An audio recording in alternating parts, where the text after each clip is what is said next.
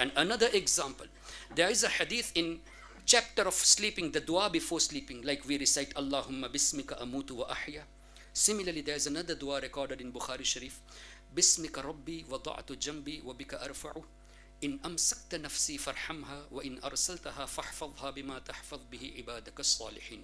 The mafhum is that, Ya Allah, in your name I am going to sleep, and in your name I will be raising up in the morning, and Ya Allah, during my sleep, if I die, you forgive me. What a beautiful dua is.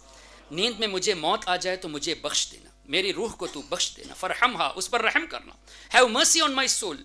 Wa in arsaltaha, and if you give my ruh back, because sleep is also a small death.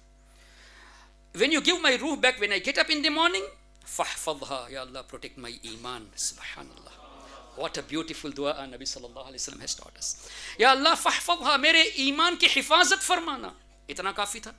You make this dua, fahfadha, Ya Allah, protect my iman, it would have been enough. But Nabi Pak sallallahu alaihi wasallam added some more words. Bima tahfadh bihi ibadaka as-salihin. Ya Allah, the way you protect your awliya, the way you protect your pious servants, protect my soul, protect my iman.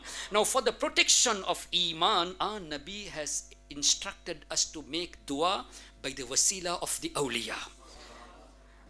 Wasila of the awliya, for what? For the protection of iman. Fahfadha. If anyone wants this dua, they can contact them, and I have also an image I can forward it to, inshallah. Bismika rabbi wada'tu jambi wa bika arfa'u in amsakta nafsi farhamha wa in arsaltaha fahfadha bima tahfadh bihi ibadaka as-salihin. Now, protection of iman, which is a great thing. There is nothing greater than iman. जब ईमान जैसी अजीम दौलत वसीले से जायज़ है, तो दुनियावी चीज़ें वसीले से कैसे हराम हो गई? Now, those who say wasila is haram, as Dr. Zakir Naik claimed, there are over 25 verses in the Quran to say wasila is haram, whereas he related to verses, he quoted the verses related to idol worshipping. And worshipping is different. Asking Allah, saying, Ya Allah, by the honor of my parents, I seek your forgiveness. Can you say this is wrong?